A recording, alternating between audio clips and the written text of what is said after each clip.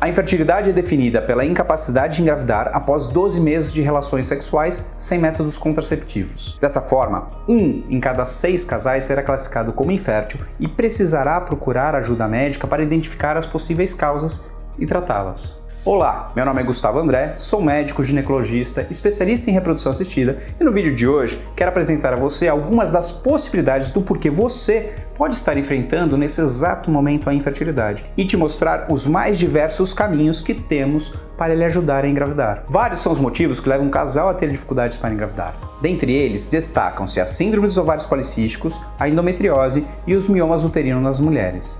Já para os homens, a varicocele, os problemas infecciosos dos canalículos ejaculatórios e os distúrbios da produção de espermatozoides são as principais causas. A infertilidade conjugal pode ser dividida em 1/3 de causas femininas, 1/3 de causas masculinas e o terço restante por outras causas, ou causas mistas, em que tanto a mulher quanto o homem podem estar envolvidos. Nesse grupo estão as causas genéticas, os fatores imunológicos e a infertilidade idiopática, que também é conhecida como infertilidade sem causa aparente, ou ISCA.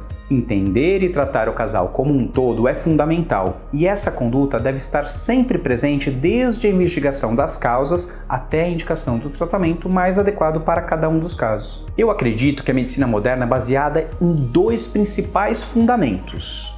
O primeiro é a individualização, isto é, cada casal deve ser tratado como único e devemos utilizar todos os recursos tecnológicos oferecidos pela medicina para identificar e tratar exatamente aquilo que é necessário para o casal alcançar o seu principal objetivo: ter um filho. O segundo fundamento é o tratamento multidisciplinar. Como colocamos o casal no centro do tratamento, é necessário observar, tratar, oferecer tudo o que for preciso para que esse casal chegue ao resultado esperado. Para isso, diversas técnicas, tecnologias e especialidades médicas estão envolvidas no processo de ajudar o casal em busca da fertilidade. Fisioterapia, acupuntura, nutrição, psicologia, educadores físicos, urologista e até mesmo uma equipe cirúrgica. Enorme é a estrutura física e profissional envolvida em todo esse processo. E claro que faço questão de manter tudo isso à disposição do casal aqui em nossa clínica. O mais importante é que quando temos os recursos necessários, a medicina moderna e o avanço das técnicas de reprodução assistida têm permitido que a maioria dos casais tenha sucesso na busca pela maternidade e paternidade. Procurar um especialista em medicina reprodutiva após 12 meses de tentativas, sem gravidez, ou até antes em alguns casos, é recomendável. Exemplo de quando procurar um especialista antes dos 12 meses de tentativas: mulheres com mais de 35 anos ou quando um dos dois tenha doenças conhecidas que possam acometer a fertilidade. Ressalto que o tempo é um grande determinante do sucesso. Agora vou falar sobre algumas das patologias que mais causam infertilidade. Começarei pela SOP, a síndrome dos ovários policísticos. A síndrome dos ovários policísticos é um distúrbio hormonal decorrente do mau funcionamento dos ovários que acomete cerca de 6 a 10% das mulheres em idade reprodutiva, sendo normalmente diagnosticado entre 20 e 30 anos. É a principal causa de infertilidade por falhas de ovulação. Não se sabe ao certo a origem da doença, porém, há evidências de que fatores genéticos hereditários, somados a fatores comportamentais, influenciem a sua manifestação. Cerca de 70% das pacientes com SOP têm sobrepeso ou obesidade e a maioria é sedentária. O termo síndrome significa um conjunto de sinais e sintomas que juntos levam a um processo patológico. Na SOP podemos observar sinais de hiperandrogenismo, ou seja, manifestações nessas mulheres dos hormônios que tipicamente são altos somente nos homens, o que leva a acne, pelos em excesso em regiões observadas geralmente nos homens, como face, queixo, costas e abdômen, e uma queda de cabelo acentuada, principalmente na região central da cabeça. Além dos sinais androgênicos, notamos alterações no ciclo menstrual, intervalos longos entre as menstruações, maiores que 40 a 60 dias, e algumas mulheres ficam até muitos meses sem menstruar. Tal fato é uma prova clínica da anovulação, que é a falta de ovulação ou da qualidade ruim dessa ovulação, justificando a dificuldade que boa parte dessas pacientes terá para engravidar. Outro achado é a característica morfológica observada em uma ultrassonografia transvaginal, ovários grandes e com múltiplos cistos, o que dá nome à síndrome. Vale ressaltar que nas síndromes nem sempre encontramos todos os sinais ou sintomas e nem sempre na mesma intensidade. Por esse motivo, formas mais sutis que não preenchem todas as características citadas ainda podem ser classificadas como SOP. Além disso, o médico deve solicitar alguns exames para fazer o diagnóstico diferencial com outras patologias que podem se assemelhar à SOP. Exemplos: problemas da hipófise, da tireoide, da glândula adrenal, entre outras. Pacientes com a síndrome têm riscos aumentados para resistência insulínica, diabetes, hipertensão, distúrbios vasculares como trombose e até risco futuro de câncer de endométrio, que normalmente só será diagnosticado por volta de 60 anos. Ressalto que hábitos ruins como a alimentação inadequada e excessiva, assim como o sedentarismo, são grandes vilões para a doença. Isso fica muito evidente nessa patologia porque, quando a paciente emagrece com dieta balanceada mais atividade física, os distúrbios hormonais tendem a se equilibrar e os riscos são imediatamente diminuídos. Portanto, a SOP é uma grande bagunça hormonal decorrente de um desequilíbrio do corpo da mulher. Buscar equilibrar essa balança é a chave para o seu tratamento. Vale ressaltar que quando a doença é descoberta cedo e não há o desejo de engravidar, normalmente o tratamento é feito com anticoncepcionais específicos que regulam a menstruação e atenuam os sintomas físicos característicos da SOP. Isso serve de alerta, pois quando a paciente suspende o uso do anticoncepcional, a infertilidade pode permanecer e os sintomas podem retornar. Sendo assim, pacientes que têm diagnóstico de SOP devem desde cedo fazer o acompanhamento da sua fertilidade com um médico especialista, pois lembre-se de que a qualidade ocitária também é um dos fatores prejudicados pela síndrome. Como falei anteriormente, a SOP atinge de 6 a 10% das mulheres em idade reprodutiva. E se você acha que isso está te impedindo de engravidar, coloque suas dúvidas aqui nos comentários. É em cima das principais dúvidas que irei gravar os próximos vídeos. Agora, vamos falar da famosa endometriose. Por incrível que pareça, a endometriose é uma doença que leva anos para ser diagnosticada. Trata-se de uma patologia comum nas mulheres entre 15 e 50 anos, acometendo cerca de 10% delas. Apesar de ter uma sintomatologia intensa que leva a uma piora importante da qualidade de vida, os médicos em geral não parecem estar muito atentos a essa doença. Mulheres passam anos sendo chamadas de frescas, já que ter cólica na menstruação é considerado normal por muitos. Mas não estamos falando, obviamente, de qualquer cólica. Ela atrapalha o dia a dia dessas mulheres, levando a faltas no trabalho e interrupção das atividades diárias. A evolução da doença pode levar a dores também fora do período menstrual e durante as relações sexuais. Se órgãos como intestino ou bexiga forem acometidos, dor ou sangramento nessas regiões, tipicamente no período menstrual, também podem ocorrer. Somado a tudo isso, a endometriose pode ainda dificultar ou até impedir que as mulheres consigam engravidar. Como opções de tratamento, podemos utilizar hormônios, pílulas anticoncepcionais, cirurgias e, inclusive, terapias de reprodução assistida nas que desejam engravidar. Infelizmente, nenhuma dessas opções tem o poder de cura. A paciente com endometriose tem que sempre manter um acompanhamento próximo ao médico, já que a doença persistirá até a menopausa. Algumas mulheres com a doença apresentam distúrbios emocionais, dificuldade para dormir, dificuldade para se relacionar com outras pessoas, e por esse motivo a doença deve ser sempre tratada por equipe multidisciplinar. Médico, enfermeira, psicóloga, nutricionista, acupunturista e até educador físico devem estar nessa equipe de atendimento à paciente com endometriose. Dessa maneira é possível resgatar a qualidade de vida perdida por essa cruel doença. A endometriose é uma das doenças em que a medicina ainda destina muita pesquisa. Isso se deve ao grande número de perguntas não respondidas que nós temos sobre as causas, cura e comportamento da doença. Se você desconfia que tem endometriose, é muito provável que você tenha alguma dúvida sobre ela. Aproveite esse espaço que temos e deixe suas perguntas aqui nos comentários. Quem sabe o próximo vídeo não é sobre a sua dúvida. Quero agora falar sobre a infertilidade dos homens. Diferentemente do que se pensava no passado, os fatores masculinos que levam um casal a ter dificuldade para engravidar são bastante frequentes. 1 em cada 3 casais inférteis enfrenta a infertilidade masculina por alterações na produção de espermatozoide. O bom funcionamento do sistema reprodutivo masculino depende de uma sincronia entre comandos cerebrais e suas secreções hormonais, testículo e os ductos transportadores dos espermatozoides. Além disso, distúrbios de ereção e ejaculação também podem afetar a fertilidade. Analisa-se a fertilidade masculina por meio do espermograma, exame que determina o volume do sêmen, a quantidade, a motilidade e o formato dos espermatozoides, analisando dessa forma o potencial fértil do homem. Para que haja fecundação do óvulo, esses parâmetros do sêmen precisam estar normais. Se há poucos espermatozoides, condição que chamamos de oligozoospermia, eles não chegam em número suficiente nas tubas para fertilizar o óvulo. Quando a motilidade é baixa, a astenozoospermia, os espermatozoides não conseguem se movimentar de maneira correta para encontrar o óvulo. Já se a forma não for ideal, a teratozoospermia, não ocorre a fertilização, já que o espermatozoide deve penetrar a zona pelúcida do óvulo, uma camada externa gelatinosa que serve como uma proteção, e para isso, a forma perfeita do espermatozoide é necessária. Infertilidade masculina tem diversas causas, e para facilitar o entendimento, eu vou dividir em 4 grupos.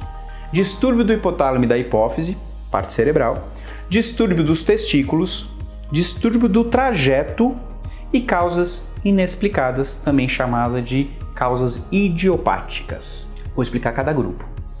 1. Distúrbio do hipotálamo e da hipófise, que são os comandos cerebrais. O mau funcionamento tanto do hipotálamo quanto da hipófise pode causar alterações na produção de espermatozoides devido à estimulação hormonal inadequada. Essa condição é conhecida como hipogonadismo hipogonadotrófico, em que testosterona, FSH e LH estão baixos.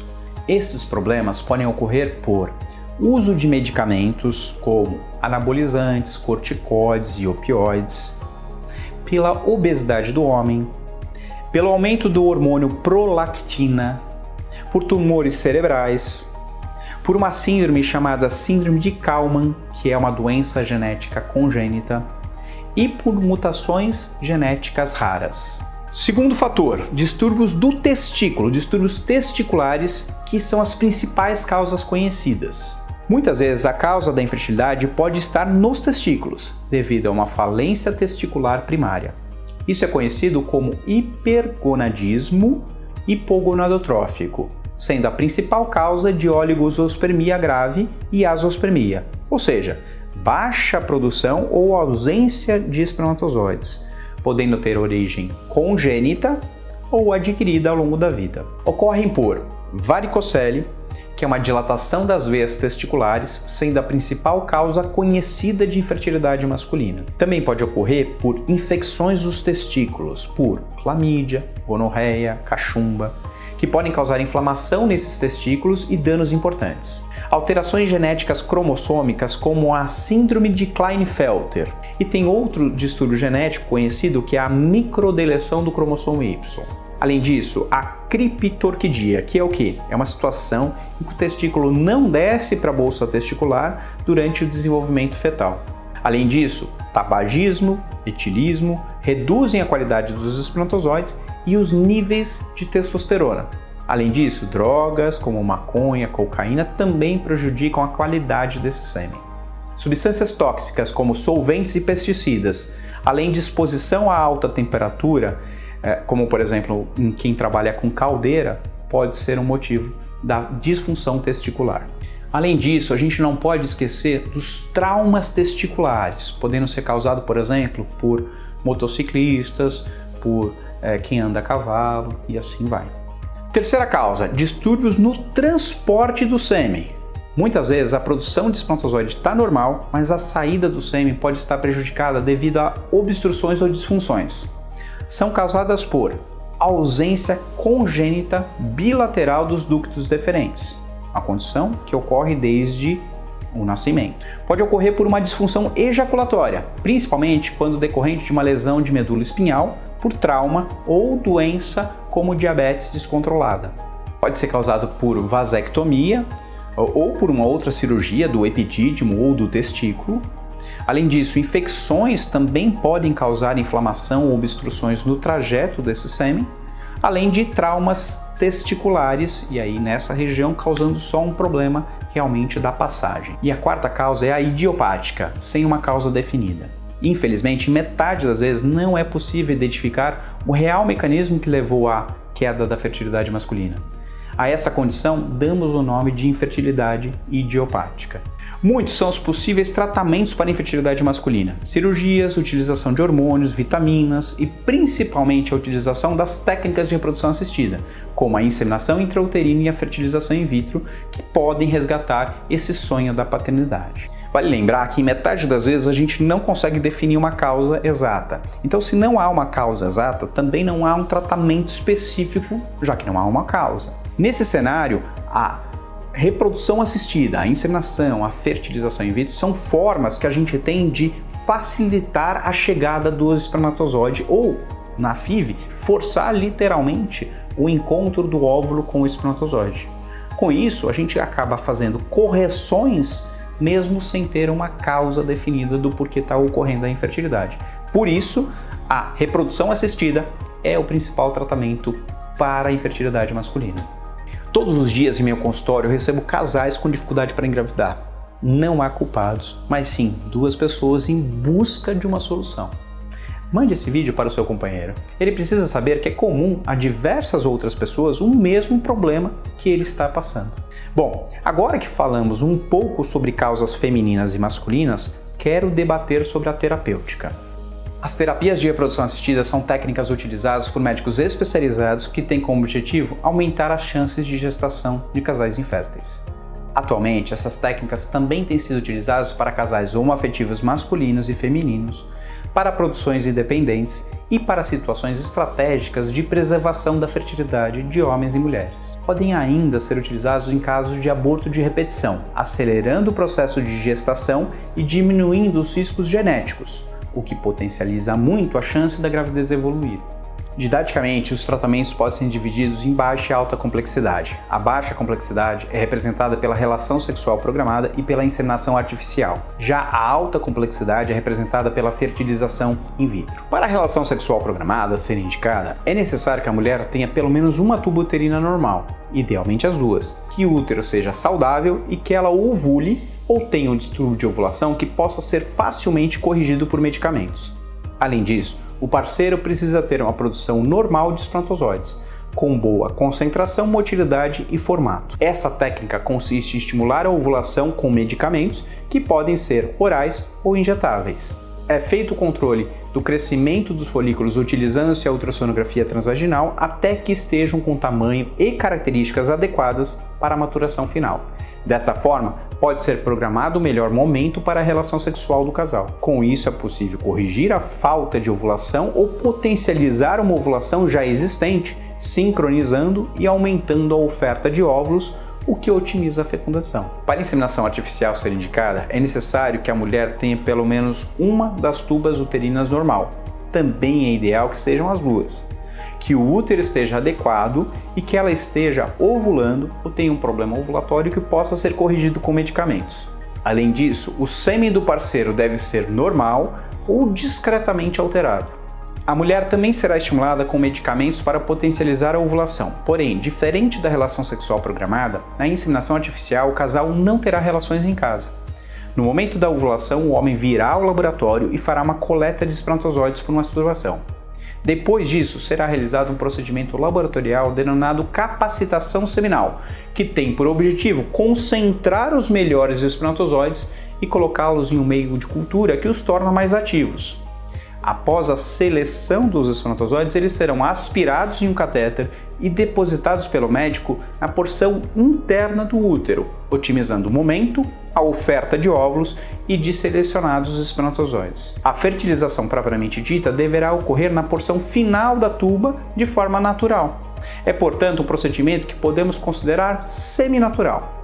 Agora vamos falar da FIV, a principal técnica da medicina reprodutiva. A alta complexidade é representada pela fertilização in vitro, a FIV, que pode ser indicada para mulheres com distúrbios de ovulação, alterações das tubas uterinas e endometriose, e para homens com alterações moderadas e graves dos espermatozoides. Consiste em estimular intensamente os ovários para a produção de vários óvulos maduros que serão retirados por um pequeno procedimento cirúrgico denominado punção ovariana. O homem, por sua vez, fará a coleta de espermatozoides por masturbação. Nesse mesmo dia será realizada a fertilização no laboratório, em que um espermatozoide selecionado será injetado diretamente em cada óvulo maduro, a ICSI. Após alguns dias de cultivo embrionário, serão selecionados 1 ou 2 embriões para serem transferidos para a porção interna do útero. Embriões excedentes serão criopreservados, ou seja, congelados, permitindo que novas tentativas possam ser realizadas em um curto espaço de tempo ou no futuro. Essa é a técnica que mais evoluiu nos últimos tempos. Os indutores de ovulação, meios de cultura, equipamentos e treinamento humano sofreram grandes mudanças nos últimos 10 anos. Cada vez mais conseguimos manter o embrião em laboratório, permitindo que haja uma melhor seleção e análise metabólica e genética, aumentando as chances de gravidez por embrião transferido. O recurso da criopreservação, que é a técnica de congelamento, tem permitido que espermatozoides, óvulos e embriões sejam mantidos parados no tempo, esperando o melhor momento para sua utilização. Com tudo isso, começam a surgir estratégias para se ter mais óvulos, para se selecionar o melhor embrião e para postergar a maternidade para o momento ideal. Tratamentos com óvulos doados e tratamentos para casais homoafetivos também se beneficiam desses avanços. Isso é a tecnologia permitindo que novas configurações familiares ocorram, e é essa a nossa obrigação como médicos especialistas em reprodução, estarmos a par e utilizarmos toda a tecnologia disponível a favor de nossos pacientes. Independentemente de qual seja o seu caso de infertilidade, se é causado por uma doença, se é causado por um fator masculino ou feminino, independentemente disso, quero que saiba uma coisa: é possível sim realizar o sonho de gestar e ter um filho. Esse é um espaço destinado à aprendizagem e eu quero que você divida comigo todas as suas dúvidas. Escreva aqui nos comentários qual dúvida que você tenha a respeito da reprodução assistida. Muito obrigado e até o próximo vídeo.